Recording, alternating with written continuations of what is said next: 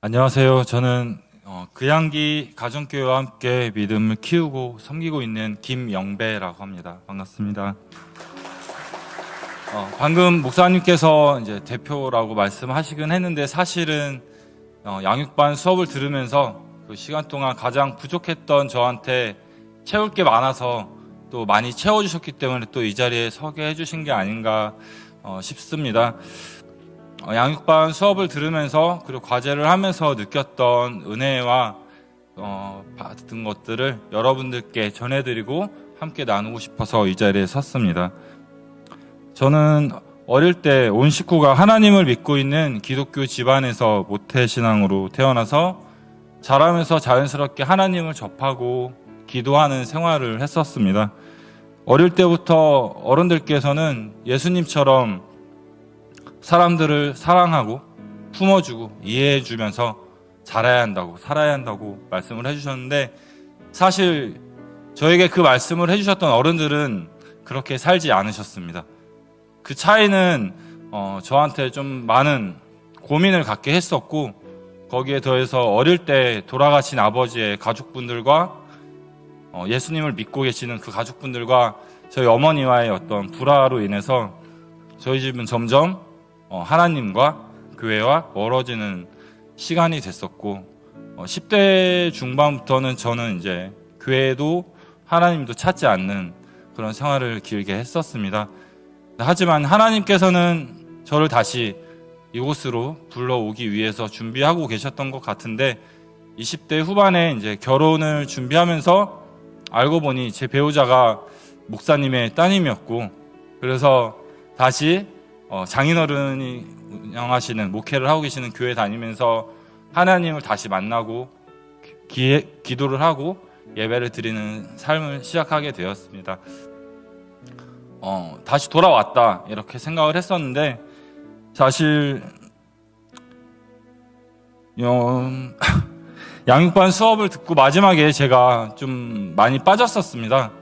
제가 하는 일이 이제 물류센터에서 야간 근무를 하고 있는데, 회사 특성상 스케줄이 자주 바뀌면서 급하게 주간에 출근해야 되는 경우도 있었고, 그래서 사실 양육반 수업도 여러 차례 좀 미루다가 가정교회 이제 가장님들께서 계속 추천해 주셔서 어떻게 되든 일단 한번 열심히 해보자 이러고 시작을 했던 거였는데, 이번에도 좀 많이 빠졌었습니다. 그래서 마지막에 제가 많이 빠졌던 것에 대한 대체로서 그 새가족반 수료하면서 받았던 제자훈련 이후에 제자훈련을 읽고 독후감을 냈었는데, 그 책을 읽으면서 정신이 번쩍 들었습니다.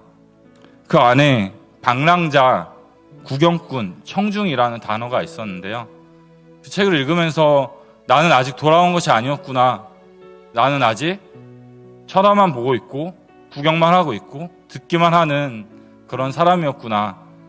그래서 제자가 되기 위해서, 정말로 하나님을 믿는 주의 아들이 자녀가 되기 위해서 앞으로 더 열심히 기도하고 더 열심히 제자 수업을 훈련을 받아야겠구나 이런 생각을 좀 하게 되었습니다. 그래서 그 책을 권해주신 목사님께도 다시 한번 감사드리면서 여기 계신 많은 성도님들 앞에서 더 멋진 제자가 되겠다고 약속을 하면서 오늘 간증을 좀 마치도록 하겠습니다. 감사합니다. 안녕하세요. 이번에 커피 브레이크 과정을 수료한 고연이라고 합니다. 먼저 여러분은 성경을 어떻게 대하고 계시나요? 그동안에 저는 그 성경을 대할 때 그저 처음부터 끝까지 말씀을 읽는 것이 최고라고 생각을 했고요. 어쩌다 마음에 드는 구절이 있다면 필사를 하거나 암송을 해보거나 아니면 교회에서 나눠주는 날샘을 통한 큐티를 해보는 등 단지 단순한 그냥 무지하게 알고 있는 방법으로만 말씀을 대하고 있었던 것 같습니다. 부끄럽게도 2021년에 겨우 제가 성경 통독을 처음 해봤거든요. 그래서 성경은 저에게 읽을수록 더 궁금증이 더해지는 책이었던 것 같아요. 이런 말씀에 대한 갈급함이 있었던 터라 저희 가장님이신 강정희 권사님께서 처음 커피 브레이크라는 성경 공부 모임을 권유하셨을 때 흔쾌히 그 과정을 등록하게 되었습니다. 사실 전 이 커피 브레이크가 간단한 그냥 티타임 안에서 우리가 흔히 접하는 샘물과 같은 큐티의 개념일 거라고만 생각했어요. 그런데 저의 선입견을 완전히 깨주는 모임이었어요. 흔히 우리가 가정교회 모임을 할 때는 성경 공부와 일상의 나눔을 별개로 나누어서 일상의 나눔이 80% 이상을 차지하고 성경 공부는 잠깐 숙제하듯이 훑고 지나가는 느낌이었는데요. 이 커피 브레이크는 오로지 성경만으로 처음부터 끝까지 모든 나눔이 된다는 게 저에겐 참 신선했습니다. 그동안에는 큰 산을 보고 정상을 향해 가려고 그냥 성경을 다 읽기 위해서 그냥 앞만 보고 돌진하는 방식으로 성경을 대해왔다면 이 커피 브레이크는 산을 가기 위해 숲에 들어섰을 때 입구에서부터 천천히 나무 한 그루 한 그루를 관찰하면서 그 위에 자리 잡은 조그만 까치집까지 새롭게 또 발견하고 또 세세히 들여다 보아야만 하는 과정이었습니다.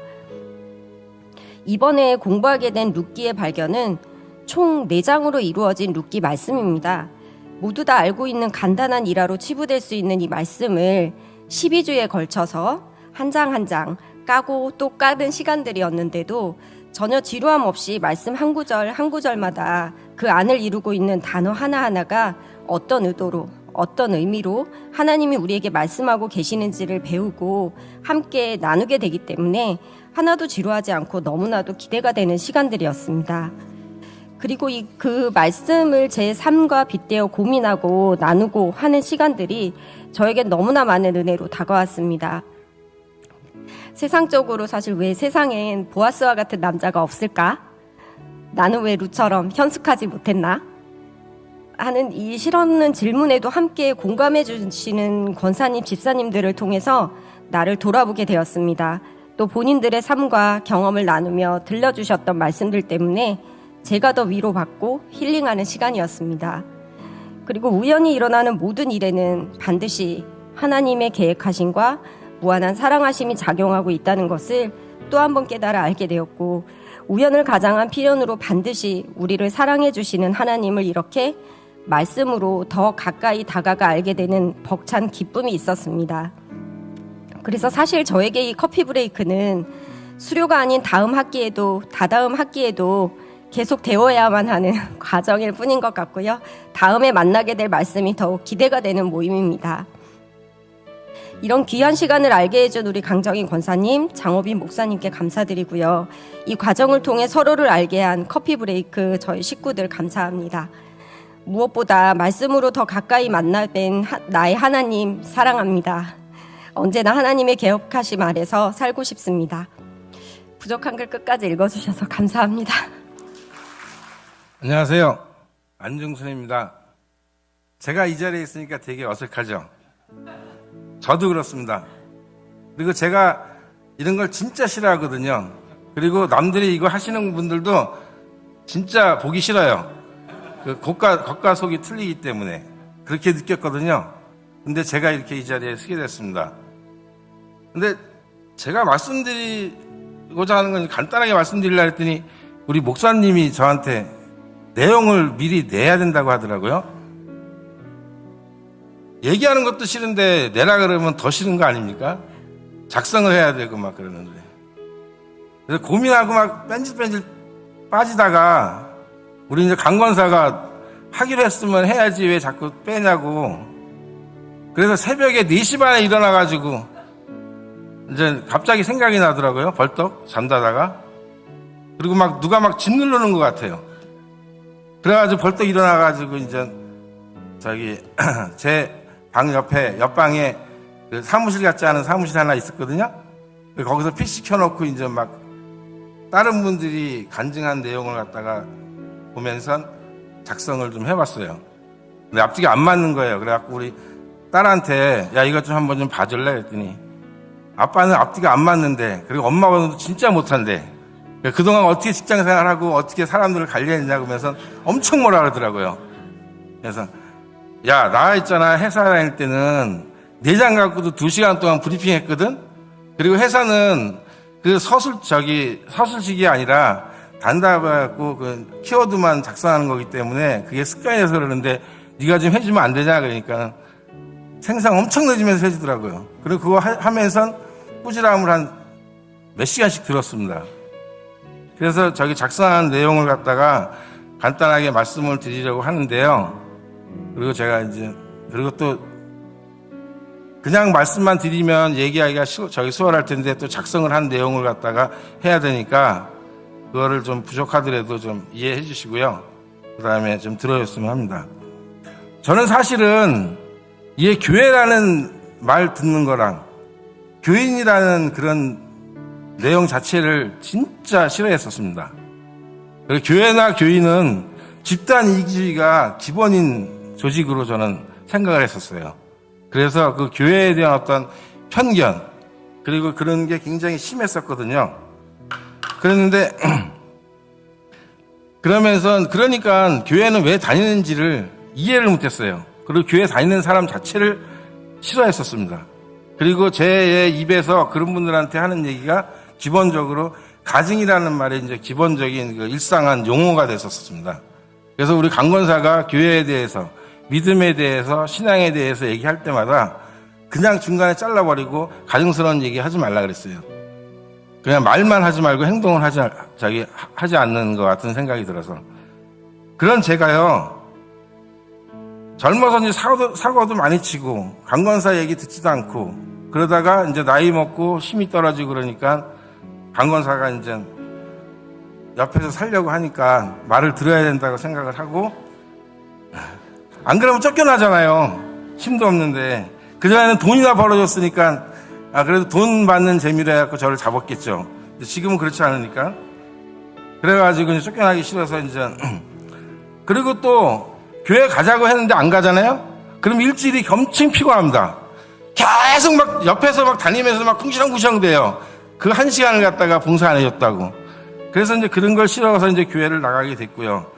그러다 보니까 타이든 자이든 교육을 받게 됐어요. 교육을 받게 되다 보니까, 그리고 또 봉사활동도 하게 됐어요. 그러면서 우연찮게 이제 우리 그 김성한 저기 가장님하고 박명수 권사님이 어느 날 갑자기 제자반을 집어넣어 버리는 거예요. 그래서 이제 제자반 교육을 받게 됐습니다. 그래서 제자반 교육을 받으면서 제가 느꼈던 게 이제 그동안에 느꼈던 그 어떤 편견이 이제 이해하고 있잖아요. 존경이 되고, 불신이 이제 신뢰와 감사로 이제 어느 순간 변해버리더라고요. 그러면서 이게 교인들의 어떤 새로운, 그리고 여기 저하고 같이 이렇게 봉사하시는 분들의 어떤 새로운 면이 자꾸 보이고, 그리고 어느 순간부터 나도 저렇게 됐었으면 좋겠다는 생각을 굉장히 많이 갖게 됩니다. 그리고 또 그 봉사활동이랑 교육을 많이 받다 보니까 교제 시간이 또 많이 늘어나고, 그리고 그분들하고 대화하는 과정이 많이 생기는데, 대화할 때마다 저는 이렇게 여태까지 제가 대화를 하는 데서 주도적이지 않고 또 아웃사이더로서 제가 강 건너 불구경식으로 서 있었던 적은 없었거든요. 직장생활 하면서도. 근데 이 교회에서 교인들하고 얘기할 때마다 항상 이게 한 발 뒤에 있는 거예요. 근데 그 내용을 제가 못 들은 건 아닌데, 거기에 제가 관여를 할 수 있는 상황이 없는 겁니다. 못 하는 거예요. 무슨 말인지 하나도 모르겠어요. 그리고 그럴 때마다 제가 무슨 말을 해야 되는지 몰라요. 즉, 사용하는 용어나 어휘 구사를 갖다가 거기에 적절하게 접목을 못 시키는 거예요. 그래서 그걸 하려고 그러면 어떻게 해야 되나 고민을 많이 했고, 그래서 교육을 받는데도 그렇게 많은 교육을 받아도 그게 갈증이 해소가 안 되더라고요.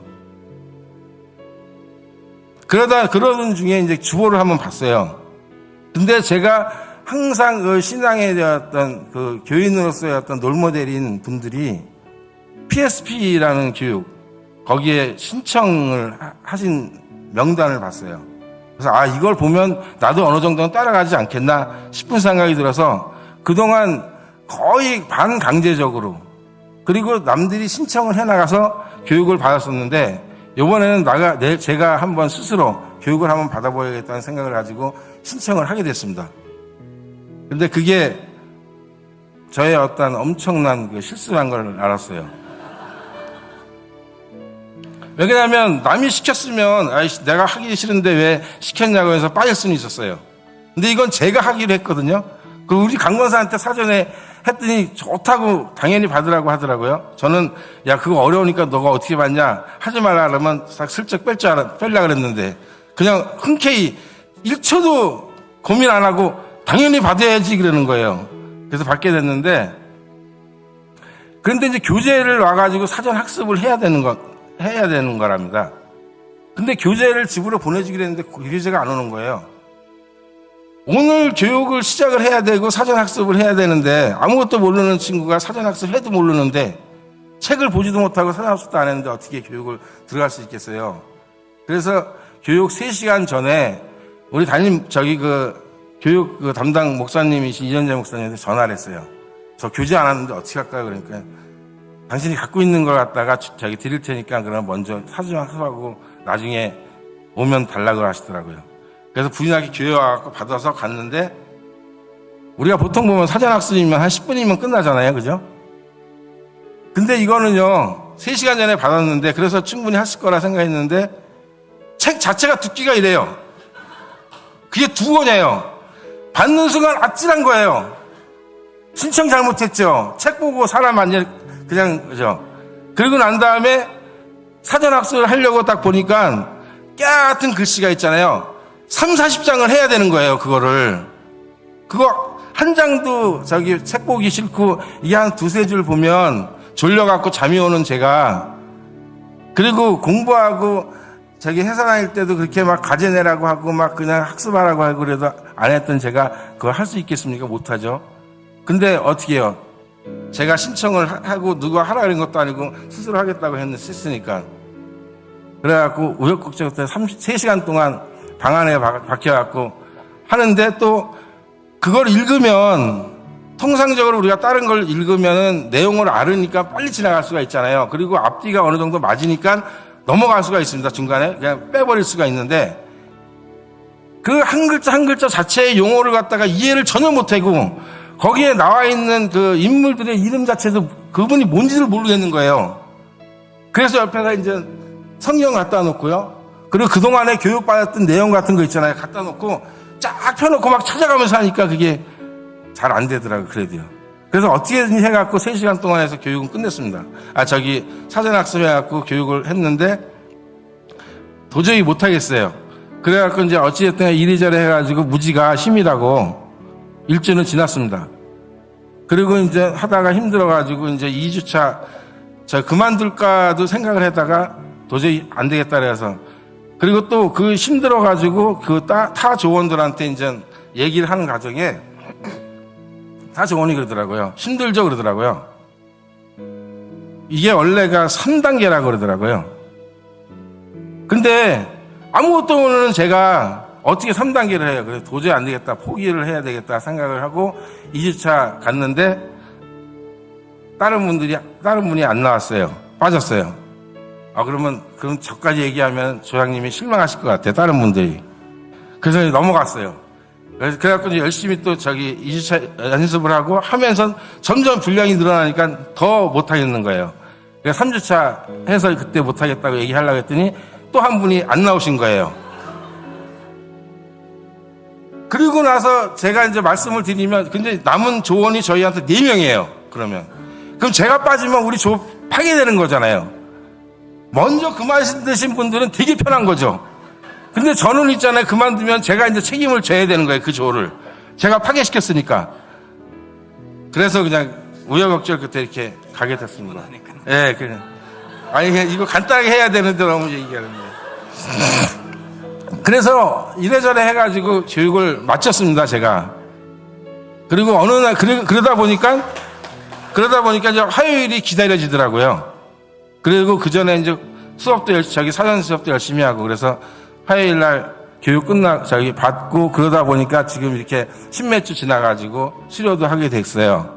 그러니까 여러분들, 저같이 있잖아요. 초짜고 아무것도 몰라요. 그리고 교인들하고 대화를 많이 하고 싶은데, 그 용어라든가 어휘구사에 어떤 장벽을 가져가지고 자꾸 기피하시는 분, 그리고 모임이나 가정교회에 나가는 걸 싫어하시는 분들이 있으시면 이 교육을 신청을 하세요. 이거는 선교 활동을 목적으로 하는 사람들이 필요한 가정이지만 그 교육을 참여하는 사람의 어떠한 생각, 관점에 따라서 틀려요. 그러니까 저 같은 사람도 수료했으니까 여러분도 수료하고, 그리고 같은 교인끼리 교제 많이 갖고, 그리고 열심히 우리 하평교회를 위해서 힘써 주셔서 고맙겠습니다. 감사합니다. 안녕하세요. 저는 2021년 하평교회를 등록한 김선심 집사입니다. 제가 주일 양육반을 대표해서 이 귀한 간증의 자리에 서게 되어 무척 떨립니다. 2021년 새 가족반을 마치고 양육반 신청의 기회가 한 번 있었습니다. 그때는 하나님을 알아가는 시간보다는 저의 시간을 더 생각했었습니다. 그렇게 시간을 지나갔고 2023년 상반기 양육반 신청 때는 하나님을 더 깊이 알아가고 싶은 마음의 갈증이 있었습니다. 그래서 이번에는 바로 참여하게 되었습니다. 양육반을 배우며 경험한 변화와 은혜는 제가 기대했던 것보다 훨씬 더 컸습니다. 더욱 성숙한 그리스도인이 되기 위해서는 훈련과 교육을 통해야만 한다는 것을 알게 되었습니다.